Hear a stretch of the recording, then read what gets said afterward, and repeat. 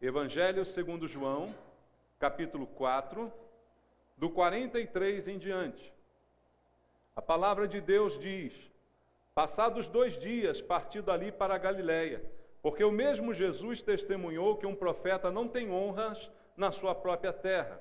Assim, quando chegou a Galiléia, os galileus o receberam, porque viram todas as coisas que ele fizera em Jerusalém, por ocasião da festa, a qual eles também tinham comparecido. Dirigiu-se de novo a Caná da Galiléia, onde da água fizera vinho.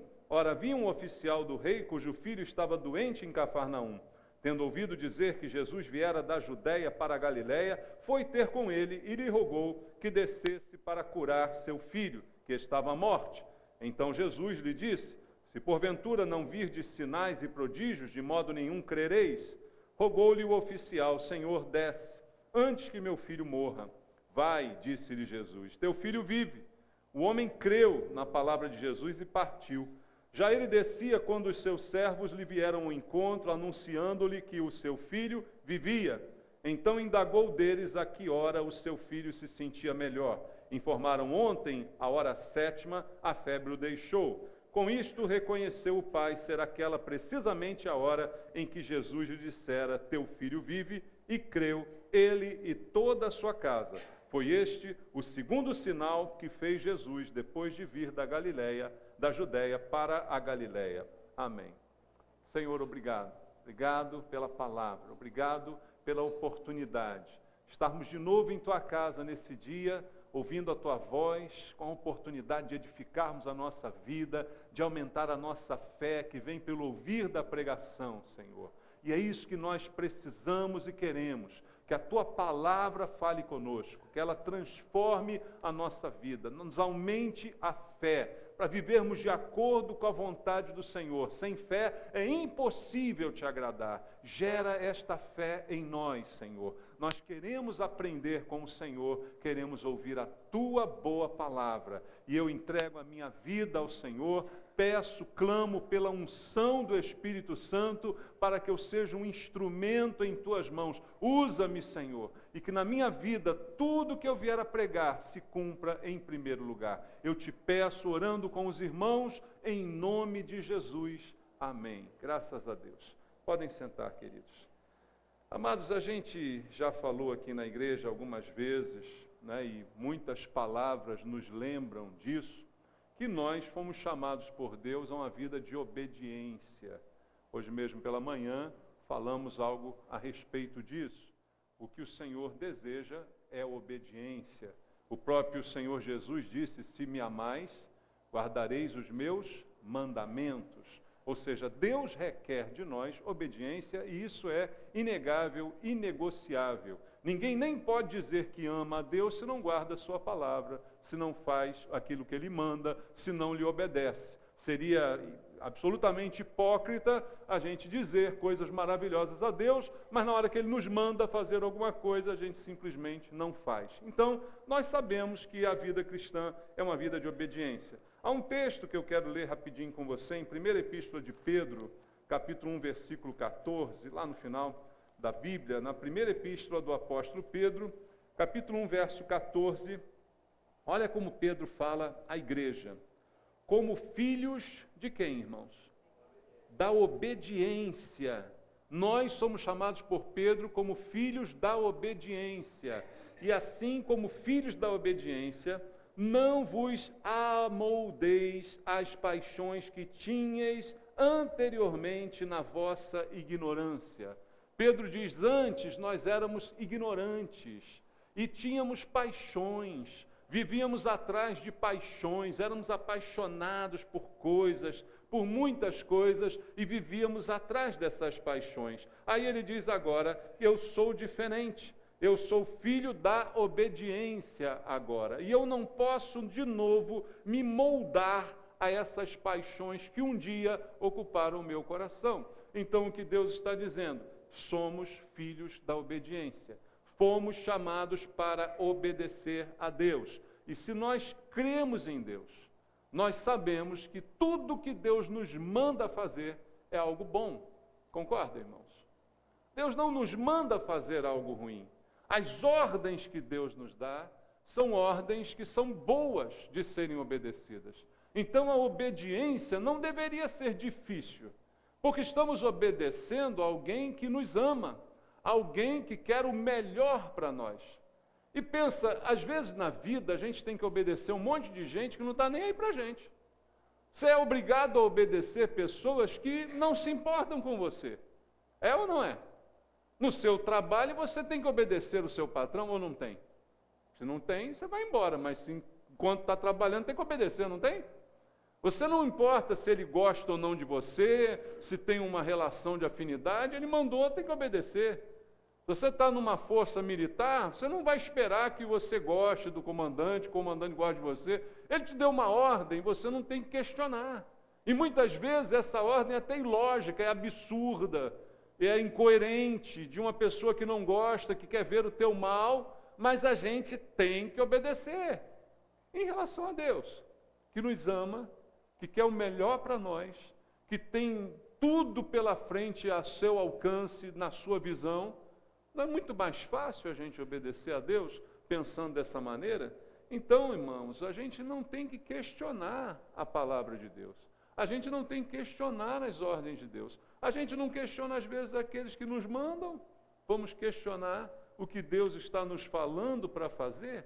Então, a gente precisa refletir bastante sobre esse comportamento, que é, muitas vezes, irracional. Obedecemos aos homens, mas não queremos obedecer a Deus, que tanto tem feito por nós. Então, eu preciso obedecer sem questionar.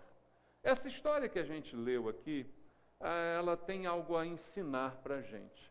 Porque está acontecendo a crise na vida de um homem, citado aqui pela Bíblia Sagrada, no versículo 47, a palavra de Deus diz assim: tendo ouvido dizer que Jesus viera da Judéia para a Galiléia, foi ter com ele e lhe rogou que descesse para curar seu filho que estava à morte. Um homem com o seu filho à morte. Podia ser qualquer um de nós. Amamos os nossos filhos? Amém? Ficamos preocupados quando eles ficam doentes? Quando o quadro se agrava? Quando a febre aumenta? Quando a expectativa de morte é algo real? Qual o nosso sentimento em relação a isso? Eu acredito que eu estou aqui diante de um homem que está profundamente angustiado com o que ele está vivendo. Por isso ele foi buscar socorro. Ele ouviu dizer que Jesus estava passando. E eu acredito que antes dele ver Jesus passando, ele deve ter procurado médicos, ele deve ter dado aqueles tratamentos caseiros que a gente tem, né? Deu isso, deu um chá daquilo outro e tal, e nada adiantava. E ele está diante da morte iminente do seu filho. Então é um homem profundamente angustiado, na expectativa de que seu filho morra a qualquer momento. É esse homem que vai procurar Jesus. E o que acontece nessa história, eu creio que tem muito a nos ensinar no que se refere ao nosso relacionamento com Deus, quando estamos vivendo necessidades parecidas na nossa vida, na nossa família, e há momentos que a gente está realmente precisando de um milagre. A atitude que é narrada aqui vai nos ensinar muito sobre o nosso comportamento diante do Senhor. Vamos olhar para a história desse milagre. Veja, esse homem do versículo 47 que nós lemos, ele foi ter com Jesus. Ele ouviu dizer que Jesus viera da Judéia para a Galiléia e ele foi ter com Jesus. Veja, ele venceu a distância, ele venceu as dificuldades, os obstáculos, a falta de recurso e foi ter com Jesus. Segundo diz o texto, não é? Ele partiu lá de Cafarnaum até Caná, na Galiléia. Hoje a gente sabe a distância disso de forma mais precisa, cerca de 50 quilômetros. E aí, 50 quilômetros de carro é mole, né, irmãos? Se você for devagar, 50 km por hora, você chega em 1 hora. Agora, se você fizer esse caminho a pé, por mais que você ande rápido, um homem andando a pé, 6 km por hora, já botando os bofes pela boca, né? Uma caminhada normal é 5 km por hora, sem muito sacrifício. 10 horas para chegar lá. 10 horas de caminhada para chegar aonde Jesus estava, na expectativa da morte do seu filho, sem notícia nessas 10 horas. Não tem celular, não tem WhatsApp, como é que está aí e tal? Não, foi embora. Foi caminhando até chegar aonde Jesus estava. E quando ele soube que Jesus voltou, ele imediatamente resolve fazer essa caminhada para ir ao encontro dele. O filho com febre, o filho com um risco de vida real, mas ele pensou, vale a pena o esforço, vale a pena andar esses 50 quilômetros, vale a pena essa caminhada, porque eu tenho uma expectativa no meu coração, que Jesus pode fazer o que nenhum outro pôde fazer por ele. Nenhum médico, nenhum remédio, nenhum chazinho, nada deu jeito. Mas eu acredito que Jesus pode dar um jeito nessa situação, é o que esse homem vai pensar nessa caminhada. E para vencer esse obstáculo, essa distância, já tem que ter disposição. Concorda comigo? Disposição. E disposição alimentada por uma expectativa de vitória. Alimentada por uma esperança. Podemos chamar até de fé, não é? Ele tinha fé de que alguma coisa Jesus poderia fazer por ele. E essa fé gera nele essa disposição. Irmãos, já aí há uma lição para nós. Nós muitas vezes dizemos que temos fé, mas somos preguiçosos toda a vida. Não é, irmãos? Nem a igreja a gente quer vir, mora pertinho e fica em casa. Que dirá andar 50 quilômetros para ver Jesus? Eu acho que se fosse hoje, morria todo mundo, irmão. E ninguém ia fazer isso. Ninguém ia caminhar 50 quilômetros para ver Jesus. A desesperança toma conta das pessoas de uma maneira muito rápida, né? E esse homem não. Ele tem disposição. Queridos, às vezes os milagres não acontecem na nossa vida simplesmente porque não temos disposição. No texto que eu citei aqui quando estava orando com vocês, Jesus disse assim, no mundo tereis aflições. Foi isso que ele disse? Sim. Mas, tende o quê? Bom ânimo. O bom ânimo é essa disposição. Ele diz, olha, você vai passar por problemas, você vai passar por sofrimento, mas você não pode desanimar. Você não pode se prostrar, você não pode ficar passivo, você não pode ficar como está. Você precisa de disposição. E uma coisa que esse homem mostra para mim é que ele tinha disposição. Porque andar 50 quilômetros naquelas condições, para ver Jesus, é movido por disposição, por ânimo. Por mais que ele tivesse motivo para estar arrasado, desanimado, angustiado, eu creio que ele estava, porque não era confortável a sua situação, mas ele teve disposição. Irmãos, muitos milagres começam com disposição da nossa parte. Jesus fez muitos milagres, mas em algumas ocasiões ele requer da pessoa uma disposição. Ele cura um cego e diz, vá lá se lavar no tanque de Siloé. Precisava disso? Era só mandá-la curar, pronto, está curado. Para que tem que ir lá? Tem que ter disposição. Né? Tem que ter disposição de andar, tem que ter disposição de caminhar. Tem que ter disposição. Nós estamos perdendo muitas coisas por essa falta de disposição, por esse conformismo, por essa preguiça, por essa entrega, por essa moleza que muitos de nós têm. E isso é um impedimento para que os milagres aconteçam. E esse homem, vencendo tudo isso, resolve começar essa jornada. E aí, fazendo um exercício aqui de imaginação, porque a Bíblia não diz nada disso, a Bíblia não diz como é que foi essas 10 horas de caminhada, mas o que será que a gente pensa em 10 horas de caminhada, né? Será que você vai tranquilo, olhando a paisagem e tal? Não é uma viagem de turismo, é um caminho para um objetivo. O pensamento dele está onde? Está no filho doente. Está assim, eu tenho que encontrar Jesus, alguma coisa vai acontecer, eu tenho essa expectativa. E isso certamente gera uma ansiedade, gera ou não gera? 10 horas de caminhada, na expectativa de conseguir encontrar. E se Jesus já tivesse ido embora? Será que ele vai estar lá quando eu chegar? Será que ele vai me receber? Será que ele vai me dar atenção? Você imagina esse homem com uma certa ansiedade nessa caminhada? Você não ficaria ansioso? é o meu filho, é a cura que eu preciso para ele. E talvez essa ansiedade gere um pouquinho de medo, não gera? Toda ansiedade está muitas vezes relacionada a um medo. A gente, no momento de ansiedade, está com medo de alguma coisa que a gente não entende, que a gente não consegue lidar, não compreende, né? Às vezes não é um medo real, mas é um medo que é formado pela essa ansiedade. E qual o medo que esse pai podia ter? O medo de chegar lá e não adiantar. O medo de chegar lá e não conseguir, o medo de ter sido em vão todo esse esforço, toda essa disposição, disso não servir para nada. E depois de chegar lá, tem outra coisa, tem que voltar. Tem ou não tem? É 10 para ir, 10 para voltar. Tem todo um desafio nesse problema que esse homem está aí enfrentando.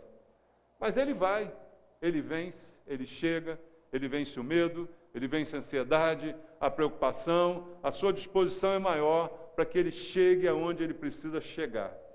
E aí, quando finalmente chega, o texto traz aqui um diálogo bem simples. Versículo 48.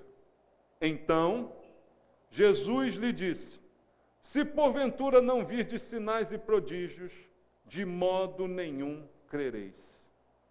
Ele ouviu uma palavra meio dura de Jesus, não foi? Quando ele chegou, enfim, a Jesus e pôde dizer: olha, meu filho está enfermo, meu filho está com febre, meu filho está quase morrendo, eu rogo ao Senhor que ande esses 50 quilômetros comigo de volta para o Senhor curar o meu filho. Ele rogou, ele implorou que isso acontecesse, é o que diz o verso 47. Aí no verso 48, a primeira palavra que Jesus dá, e é claro que não foi só para ele, mas ele falou isso para todos que estavam ali em volta, mas não é uma palavra muito agradável de ser ouvida.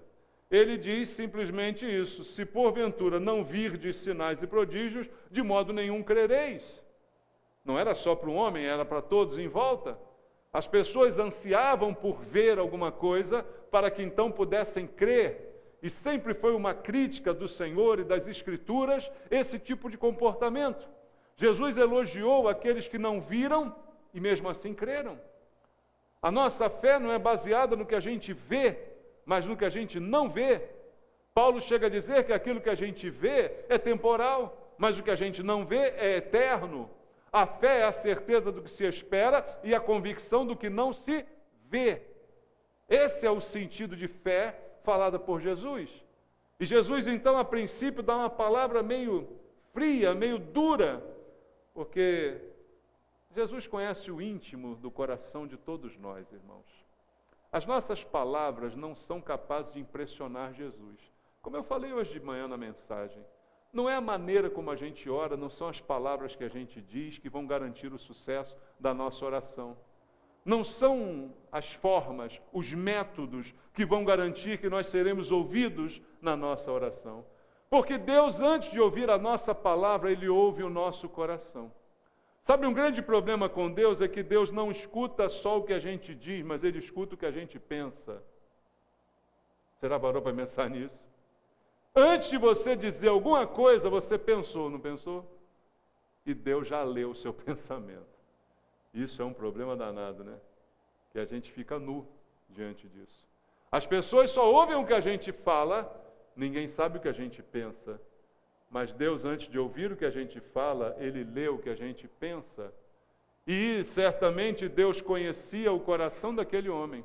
Apesar de toda a sua disposição na sua caminhada, apesar de toda essa expectativa, certamente ele percebeu a sua ansiedade, o seu medo, a sua dúvida no meio daquela caminhada. Então ele sabia que aquele homem cria, mas cria de uma maneira um pouco desconfiada. Como muitos de nós creem. Há muitas pessoas que dizem que creem em Deus, mas creem por uma expectativa. Creem assim de uma maneira positiva, né? Como se fosse uma confissão positiva. Não, eu acredito, porque ela quer o benefício daquela fé. Ela quer o fruto, o resultado. Então ela diz que acredita, mas sem muita convicção. Porque quem acredita não se impressiona com o que vê. Mesmo quando vê tudo errado, continua acreditando. Jesus deu essa palavra dura porque ele sabia do coração desse homem, ele conhecia o coração também das pessoas que estavam em volta, e ele precisava mostrar que era necessário crer, independente de ver alguma coisa, independente de um milagre acontecer. O homem pode voltar para casa com seu filho curado, mas se ele não crê em Jesus, de maneira como deve crer, nada disso adianta. Não adianta ser curado, não adianta ser abençoado, se eu não creio, mesmo sem ver as coisas acontecerem. Essa foi a razão dessa repreensão, dessa palavra dura de Jesus. E aí o verso 49 diz agora o que disse o oficial. Rogou-lhe o oficial: Senhor, desce antes que meu filho morra. A resposta desse homem revela o seu coração. Não diz a Bíblia que a boca fala do que o coração está cheio? O que ele diz? Ele concorda com Jesus. Ele diz assim: olha, Senhor, desce antes que meu filho morra. Por quê? Porque eu estou com medo que meu filho morra. É ou não é? Essa palavra aqui não revela o medo do seu coração? Qualquer um de nós ficaria com medo numa situação dessa. Mas o medo é meio oposto à fé, não é? Se a fé é uma certeza, o medo é uma dúvida. O medo não é uma convicção de fé. Então ele abre o coração dizendo: Senhor, vai antes que meu filho morra. Eu estou morrendo de medo que ele morra. Eu não sei o que fazer se isso acontecer, se o pior acontecer. Então ele está de fato revelando o receio, o medo que está dentro do seu coração, mas que Jesus já sabia.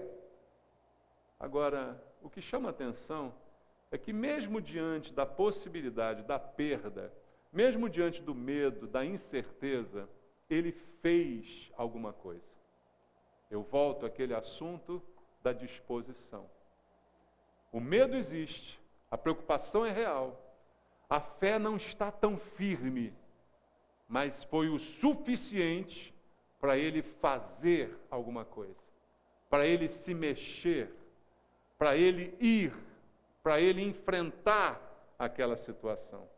E aí a pergunta que fica para nós: o que nós temos feito diante das nossas perdas, diante dos perigos que nós enfrentamos? Qual a nossa atitude? Ficamos em casa choramingando? Ficamos em casa embaixo do colchão, embaixo da cama chorando? Ou a gente faz alguma coisa? Medo é real, todos nós podemos ter e passar. Incertezas acompanham a nossa vida. Quem aqui vai dizer: não, eu sou só fé? Não. Volta e meia, a gente tem um momento de dúvida, tem um momento de incerteza, e isso não compromete, não desqualifica a nossa fé. É uma circunstância da vida que é normal todo mundo enfrentar. É um momento de dúvida. Até João Batista teve isso. Ele está preso no cárcere, ele chama seus discípulos e diz assim: vamos lá falar com Jesus. Pergunta para ele: é você mesmo aquele que havia de vir ou esperamos outro? Você lembra da passagem? Foi um momento de dúvida de João Batista. E ele foi aquele que disse: eis o Cordeiro de Deus que tira o pecado do mundo. É ele. Podem seguir ele. Eu não sou digno de amarrar os sandálias dele. Mas no final, no cárcere, no sofrimento, veio um momento de dúvida. É normal, é comum. Mas o que diferencia é a atitude, irmãos. Ele fez alguma coisa. Ele não ficou em casa chorando, ele foi. Ele enfrentou, ele agiu. Muitas vezes o que falta para a gente é esta ação, essa disposição. Como eu disse, nós somos muito moles, mas queremos ser abençoados. Queremos o milagre, queremos a cura, queremos isso, queremos aquilo, mas não temos a mesma reação, não temos a mesma atitude. E aí, o que eu estou fazendo para afastar o mal da minha vida? Eu estou vendo o mal se aproximar, eu estou vendo a doença piorar, eu estou vendo a coisa ir para o brejo, mas o que eu estou fazendo sobre isso? Estou assistindo e reclamando de repente: ah, vida, ó azar, tudo acontece comigo, coitadinho de mim. Adianta isso, irmãos? Aquele homem não resmungou, ele chorou o seu filho, a doença do seu filho, mas ele fez alguma coisa. Ele foi lá, mesmo sem toda a fé do mundo, mesmo com algumas dúvidas no coração, mas ele foi, ele agiu. A gente faz o que quando vê o mal se aproximando? O mal está entrando na tua casa, está entrando na tua família, está chegando na tua porta. Você fica sentado olhando ele entrar, quase oferece um café. O que a gente está fazendo, irmãos? Atitude é o que está faltando. E o que esse homem tem para ensinar é isso, atitude. Agora veja, a Bíblia chama esse homem aqui nesse versículo de oficial, né? Rogou-lhe o oficial. A versão corrigida fiel diz o nobre, chamando esse homem de nobre, ou seja, um homem importante para a sua época, para o seu contexto, um homem nobre, um homem com cargo importante, um oficial, né? Uma pessoa com patente. Era certamente um homem ocupado, um homem que tinha pessoas sob o seu comando, que tinha responsabilidades no seu trabalho. Eu acho que era um homem igual a gente. Tem algum desocupado aqui? Vou dar um jeito em você, hein? Vá arrumar uma ocupação. Porque quem está ocupado tem problema. Tem ou não tem? Tem responsabilidade. Amanhã você vai trabalhar. Você vai enfrentar a responsabilidade. Você pode largar tudo lá e ir embora? Não, eu vou embora, vou chorar aqui. Não, você tem que cuidar das suas coisas. E esse homem era um oficial, era um nobre que tinha coisas para cuidar, tinha gente debaixo da sua autoridade, tinha pessoas que dependiam da sua ação, mas ele deu prioridade ao que era mais importante nesse momento. Mesmo sendo um homem importante e ocupado, nesse momento o mais importante agora é cuidar do meu filho. O mais importante é a salvação do meu filho. Ele está enfermo. E se eu não fizer nada, ele vai morrer. É assim que esse homem pensou, e foi assim que esse homem agiu, e essa foi a motivação que ele teve para agir. Ele foi ao encontro de Jesus. Largou tudo, e 10 horas na estrada, caminhou até encontrar com Jesus. E ele não escondeu também o seu problema. Sabe qual é um problema também de muitos de nós? A gente esconde o problema com medo, com vergonha. O que vão pensar de mim? Eu sou um oficial, eu sou um nobre. O que vão pensar se eu falar do meu problema, se eu mostrar que eu estou com problema? Ele foi lá. Ele largou tudo, largou suas responsabilidades, largou tudo que ele tinha para fazer, e tinha muita coisa para fazer, certamente. Mas o mais importante agora era salvar o seu filho. E ele foi procurar ajuda. Irmãos, às vezes as pessoas não são ajudadas porque elas não procuram ajuda. É uma coisa muito triste isso, né? Você tem um problema, mas ninguém sabe do seu problema. Eu não estou dizendo que você deve sair por aí dizendo o seu problema para todo mundo. Concorda? Tem pessoas que não merecem ouvir o seu problema. Sabia disso? Tem pessoas que não merecem ouvir o seu problema. Mas tem muita gente boa que merece ouvir o seu problema e que de repente pode te ajudar, nem que seja com um abraço, nem que seja com carinho, né? Mas às vezes o orgulho impede da gente dizer, de se aproximar, de ter laços, de ter amizade. E esse homem não levou em conta a sua posição, seu status, o que vão pensar de mim. Não, ele foi para Jesus e ele contou o seu problema. Todos os seus funcionários sabiam do seu problema.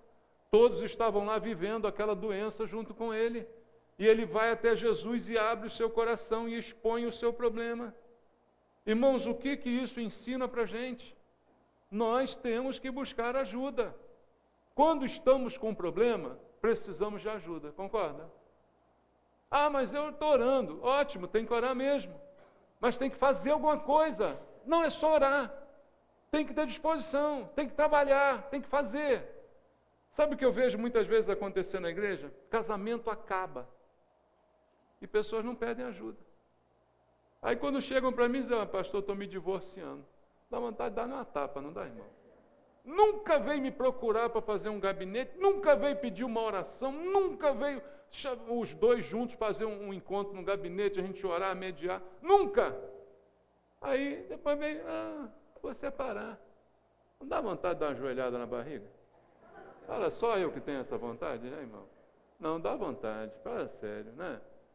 Não pede ajuda, não procura, deixa acabar. Está acabando, o mal está chegando, não estou nem aí, estou dormindo. Não tem motivação nem para buscar ajuda.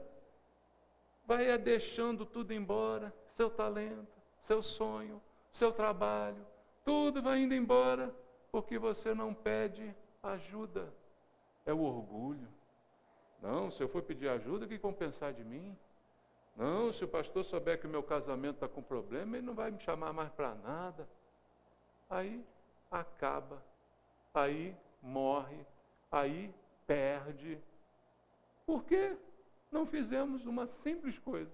Pedir socorro. Irmão, se eu jogo você numa água e você não sabe nadar, o que você faz? Fecha os braços e afunda? Ou se debate igual louco e grita por socorro? Qual das duas opções? Um ou dois? Dois? Então, é a mesma coisa.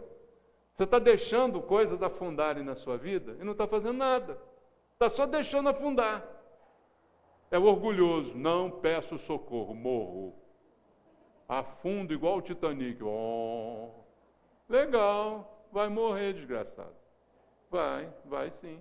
Porque não quer pedir ajuda. Só por isso. É o orgulho. Eu morro. Impávido. Eu morro. Está precisando? Grita. Socorro. Pede uma boia. Pede uma corda. Alguém me ajuda. Vai ter alguém bom para te ajudar. Deus às vezes usa alguém para te ajudar. Deus manda socorro. A gente fica só esperando que aconteça algo sobrenatural, do jeito que a gente quer. Você conhece aquela história do homem que estava numa cidade que começou uma enchente? E ele orava: Senhor, faz essas águas baixarem. E as águas subindo. Aí ele: Senhor, faz um milagre, essas águas têm que baixar. Senhor, me tira daqui e tal, faz um milagre. E as águas subindo. Aí ele viu que o negócio estava ficando feio, subiu na cama e continuou a orar. Não deu mais, subiu na geladeira, continuou a orar. E a água subindo. Não deu mais, subiu para o telhado e continuou a orar. Aí chegou um barquinho de socorro, falei: vem para cá. Não, Deus vai me tirar daqui. Continuou orando. Aí já estava água no telhado, veio um helicóptero do socorro, pega a coisa. Não, Deus vai me livrar. Conclusão: morreu.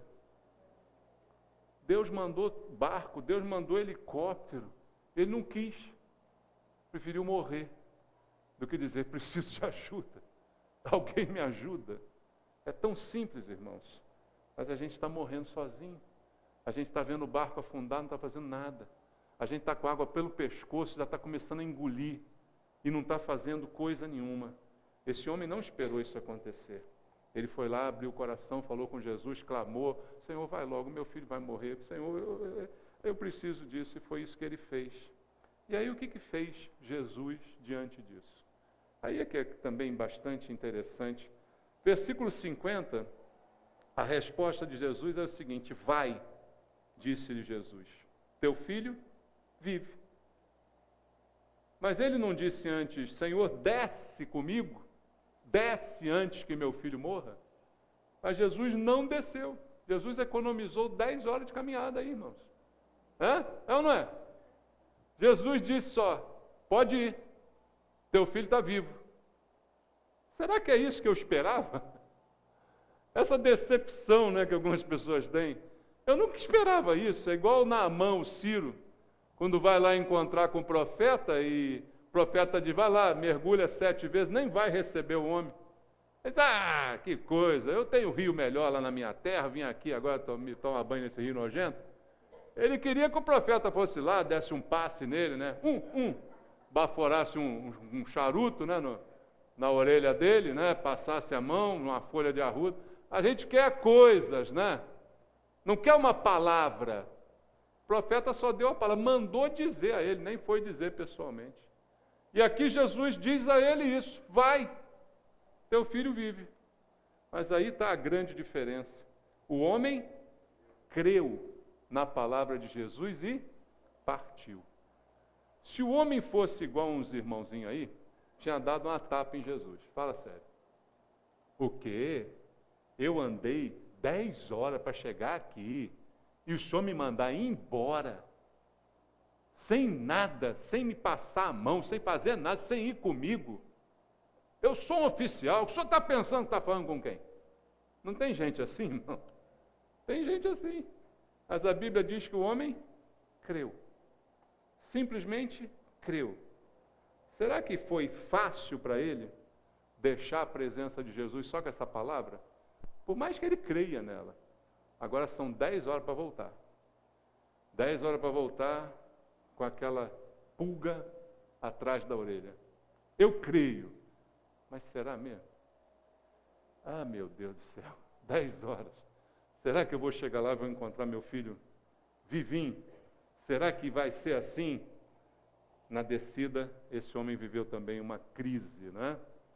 Mas uma grande diferença é que ele acreditou na palavra, não na ação. Ele não viu nada acontecer, o céu não abriu, não caiu um raio, uma pedra não pegou fogo. Jesus só deu uma palavra para ele. Ele disse: se vocês não virem sinais, de modo nenhum vocês crerão. E ele não deu sinal nenhum, ele só deu a palavra. E com essa palavra o homem voltou para casa. E o verso 51 diz: já ele descia, quando os seus servos lhe vieram ao encontro, anunciando-lhe que o seu filho vivia. Então indagou deles a hora que seu filho se sentira melhor. Informaram: ontem, a hora 7ª, a febre o deixou. Foi ontem, viu? Uma caminhada longa. E aí ele perguntou por quê. Ele queria aquela confirmação, né? Foi na hora exata que Jesus falou que a febre baixou. A hora exata. Com isso, reconheceu o pai ser aquela precisamente a hora em que Jesus lhe dissera: teu filho vive. E agora o que aconteceu? Creu ele e toda a sua casa. O milagre foi confirmado. Ele acreditou, ele foi e as coisas aconteceram direitinho como Jesus falou. Mas ele obedeceu. Disposição, obediência. Duas coisas essenciais para que os milagres aconteçam. Pedir socorro, outra coisa importante. Guarda esses ensinamentos no teu coração. Se você acreditar, é tudo pela fé, irmãos. Não é por uma evidência, não é por uma possibilidade. É a fé, é acreditar na palavra de Deus. Aquilo que está morrendo pode renascer. Aquilo que para muitos já não tem mais jeito, pode voltar a ter jeito. Mas é preciso acreditar. Mesmo que a ação, que a resposta de Jesus não seja o que você espera. Eu não acredito que ele andou 10 horas para ouvir Jesus dizer vai e volta. Ele queria que Jesus fosse com ele. Às vezes a resposta de Deus não é como a gente quer, mas a gente continua crendo. Isso muitas vezes é uma prova da fé, irmãos. Creia, vai ter com Jesus. Apresente seu problema a Ele. Não cale-se a sua boca, fale com Jesus. Ore, coloque o problema, peça ajuda. Tão simples, mas tão difícil para muitos de nós. Talvez se você fizer isso, Jesus também te dê uma palavra. Pode ir, teu problema está resolvido. Teu filho vive, teu casamento vai ser restaurado, a saúde vai voltar, você vai ver a vitória. Apenas creia em nome de Jesus. Amém?